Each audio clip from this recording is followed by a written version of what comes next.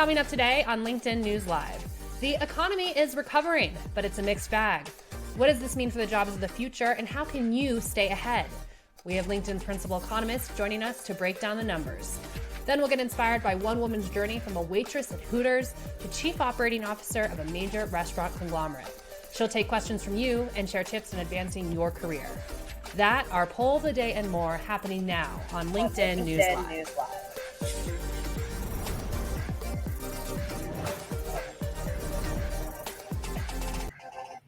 Hello, I'm Caroline Fairchild, and welcome to LinkedIn News Live, where the business conversation begins with you.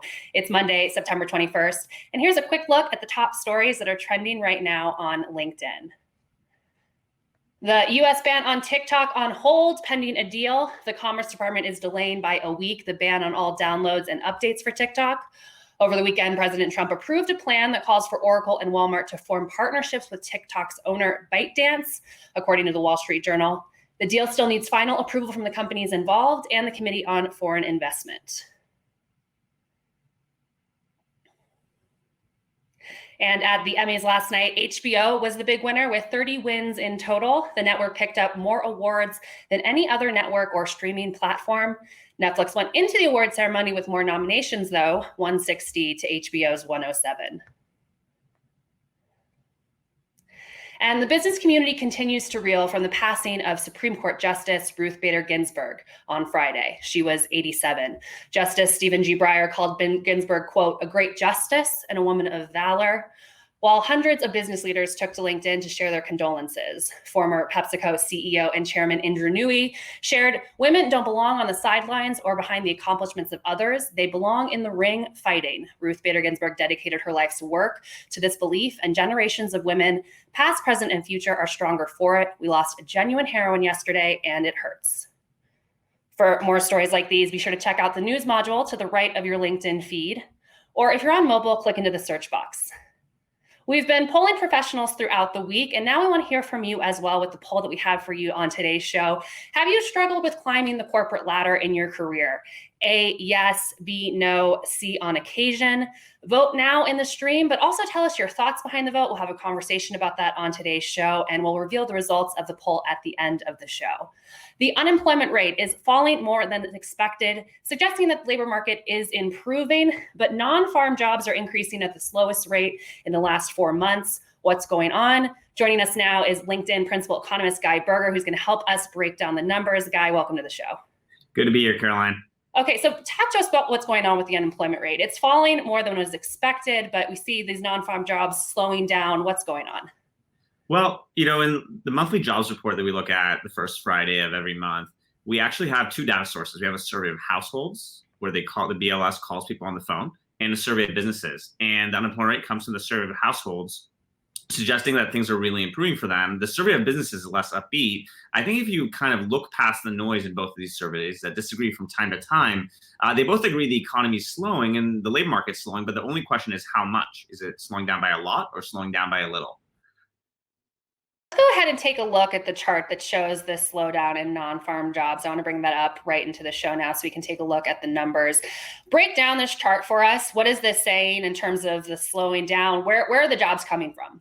Well, the orange line is the unemployment rate, and it's actually reversed here. So the lower numbers mean a high unemployment rate, which is bad. And as we move up the chart, it means unemployment rate's falling down. And then the blue line is non-farm jobs. Both of them took a huge hit when the COVID recession happened back in March and April. They're both recovering, and up until August, they seem like they're moving in lockstep. There's a sudden divergence, which is why we're not sure if the job market is slowing down by a lot, which is what non-farm jobs suggest, or slowing down by a little, which is what unemployment rate suggests. I think generally with both of them, things have actually gone better than a lot of economists, including ourselves, to be honest, expected a few months back. And that's a really good sign, because it means that maybe the hangover from the COVID recession won't be as long as the one from the Great Recession.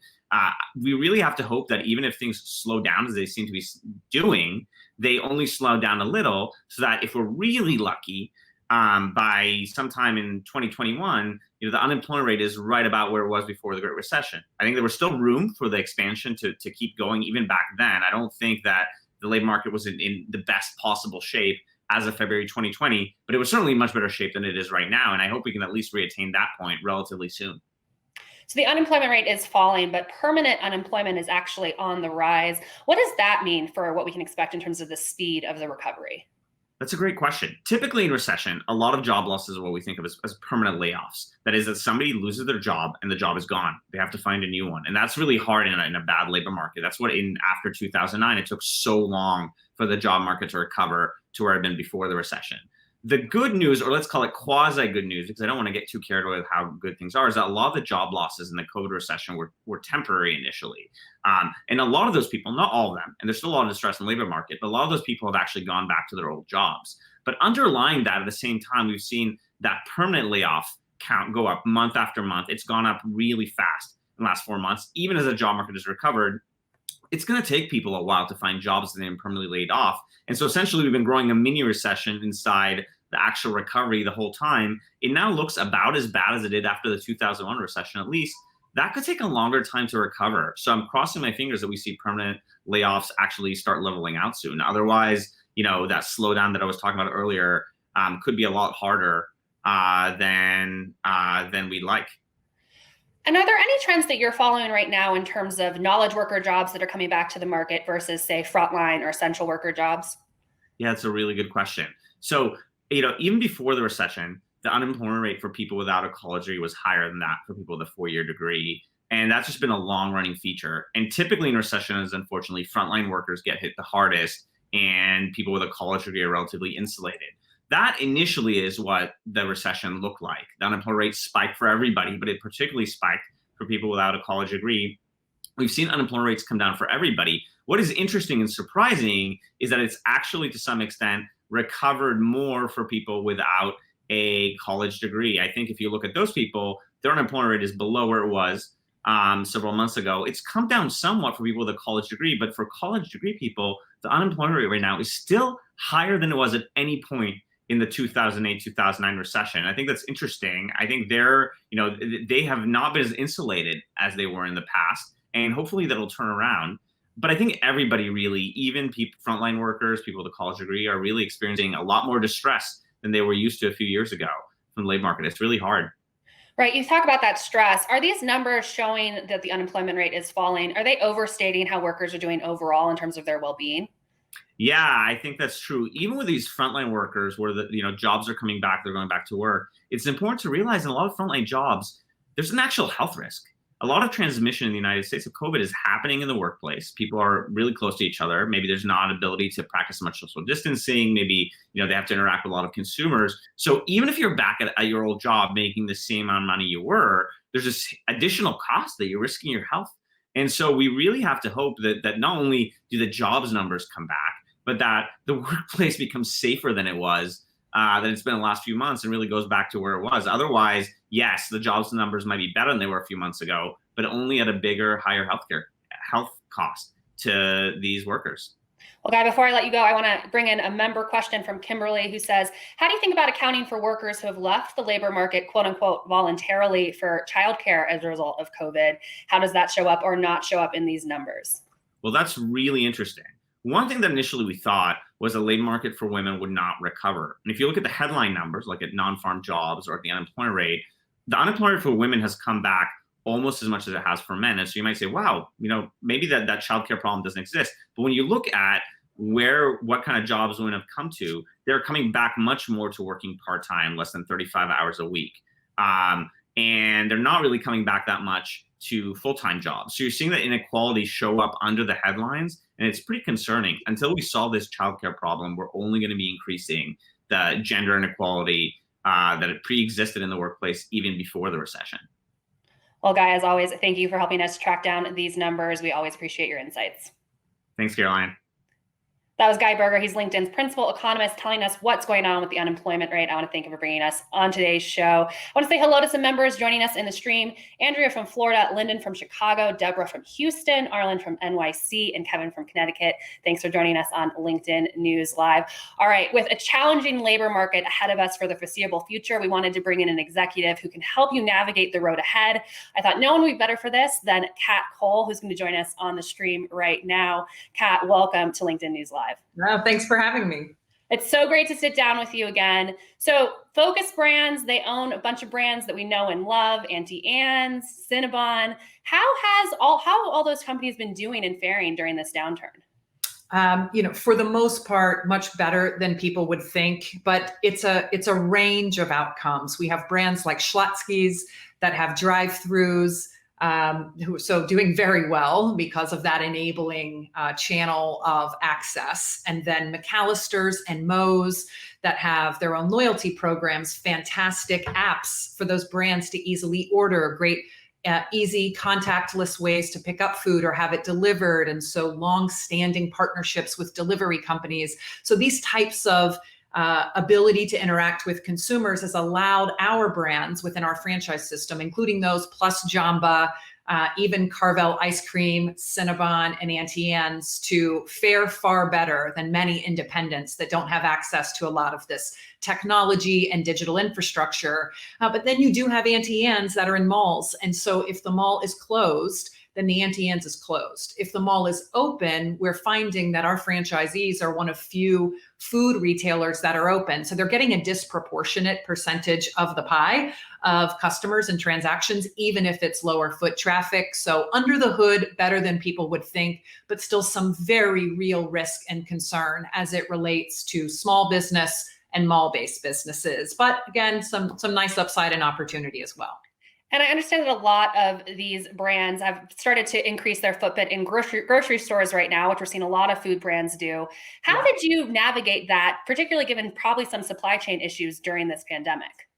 The key to that multi-channel presence of our licensed product or branded product, not only being our franchise business and the delicious product people can get real time out of our stores, in-store or delivered, but actually buying it through grocery or having it shipped to your house, is amazing partnerships with manufacturers and distributors. Our many years long relationships with best in class food producers and distributors is what has allowed us to minimize the negative impact of very real supply chain issues going on around the world, not just in the United States, but has allowed us to also lean into selling more products through online.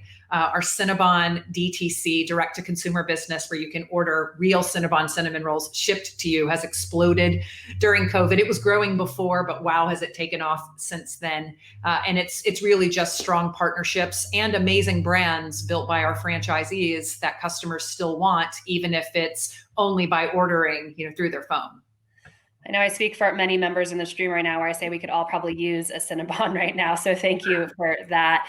Putting aside what's going on with Focus Brands, how are you doing, Kat? There's so many leadership challenges that we're all facing right now through the pandemic. What's been top of mind for you? Top of mind is just safety. We talk about the economy, but the economy doesn't really get back to its previous momentum unless people, broadly people, all people, feel both psychological and economic safety and physical safety, actual safety. And so whether it's things businesses can do to improve the well-being or of their customers or of their employees, or things that we can do to reduce risk, to help people feel comfortable getting out into the marketplace, going places, transacting, the economy is not a light switch or a door. We don't just open it up and everyone walks through.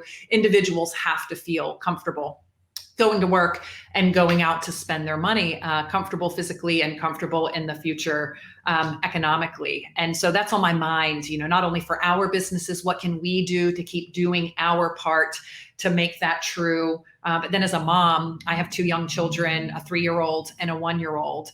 And so just, health and wellness of my own family and how we think about engaging in our community and participating in the economy while still protecting our family, and then, running a large business while still being in this wild world of some people working from home, other workers going to work in retail environments, and navigating leadership shifts and different approaches to managing our teams and our business. And for us, we're hiring key executive positions at Focus Brands. And so finding that talent, in a virtual only world, recruiting them, onboarding them, connecting them with their teams is also a front of mind for me to make sure, while we're one of the few that are in this position to be bringing on talent at this point in time with these great positions, how do we do so in a way that over delivers on people's needs and expectations at this unusual time? You mentioned hiring. There are so many people who are having to switch jobs and careers right now amid the pandemic. I actually want to go ahead and bring back the poll that we have for the members in the stream right now. Have you struggled with climbing the corporate ladder in your career? A, yes, B, no, or C, on occasion. Please vote. We'll reveal the results at the end of the show, but also we want to have a conversation about this. So let us know your thoughts on the poll. There's no better person to talk about an atypical rise up the corporate ladder than Kat Cole. So if you have questions for her, be sure and let us know as well. Kat, as you think about job seekers right now, or people who are struggling mid-career, what helped you? One of the things that helped me was leaning into an immediate need. And I can speak for this in our current organization, where as we are changing the way that we work, there are individuals that had skills that were suitable for 3 years ago that might not be the perfect match for the 3 years ahead of us. And so the willingness of those individuals, just like the willingness that I had to learn new skills, apply what they already know, to unlearn maybe a little bit of what's made them successful in the past so that they can learn a new way, yet still apply their tribal knowledge, their legacy, connections and relationships in the business. That's a real opportunity to keep accelerating within a company, but it only happens if you've demonstrated the willingness to unlearn and relearn and to lean into new trends and to be a student of what's going on in the world. And that was very much my method, not intentionally. I was pretty young at the time when I was rising through the corporate ladder in my early 20s. But it was very interesting to me to pay attention to new restaurant concepts that were opening or new retailers that were opening and understanding why they were successful and what was interesting about it. And now we have so many direct to consumer brands and all the many ways people are launching startups and amazing experiences and great small restaurants that are in fact still opening.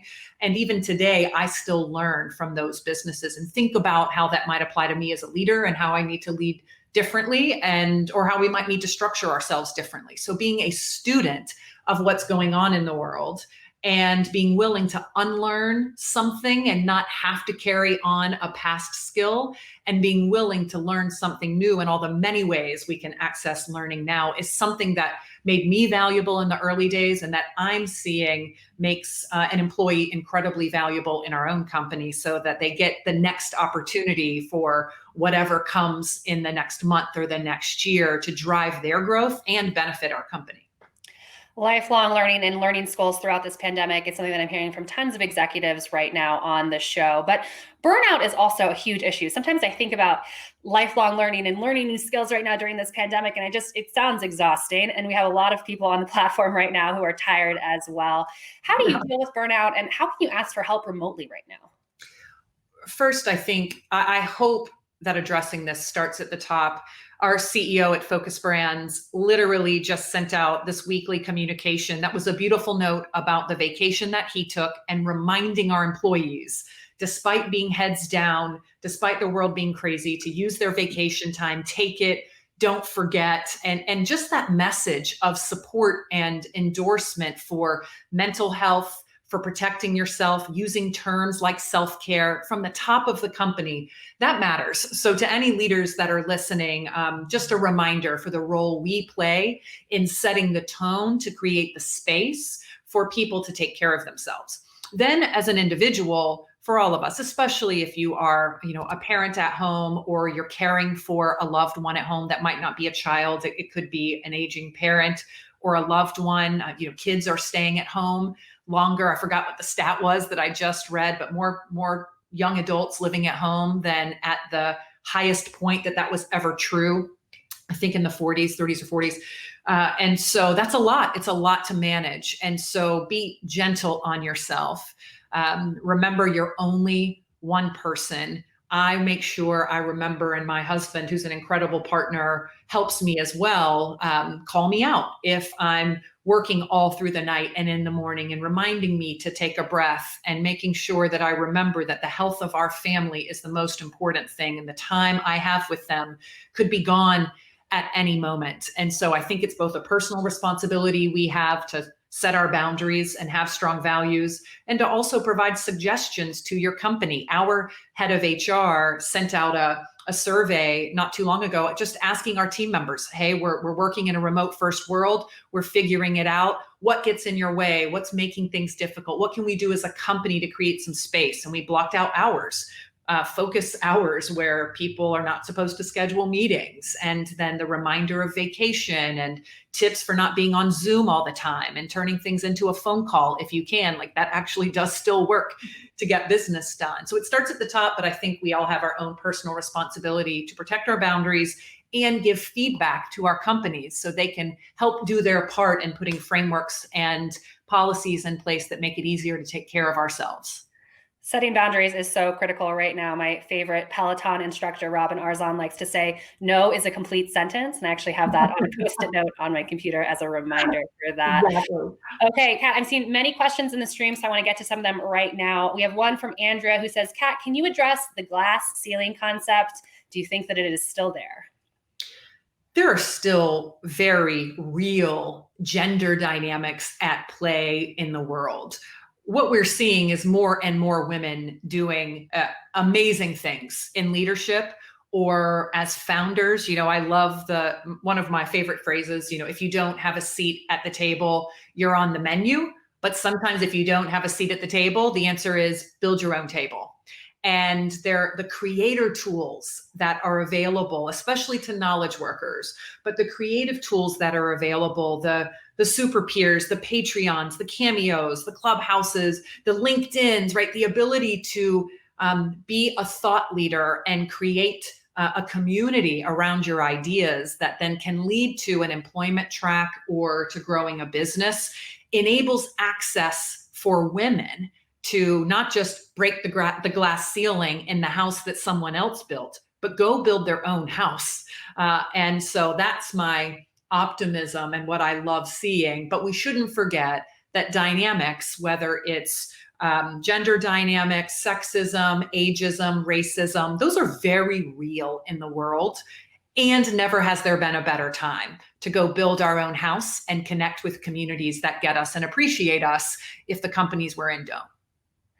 I'm also seeing some comments in the stream right now from Kristen. She said it also helps one approach situations from a new perspective, being more open to new ideas and innovating, as Kat is talking about on the show right now as well. Kat, we know that this pandemic is impacting women more than men. They're applying to jobs at a slower rate. And you mentioned the 1 and 3-year-old that you have at home. How are you faring right now through this pandemic? And any advice for the mothers or the parents who are on the stream right now who may be searching for some help? You know, it takes a village.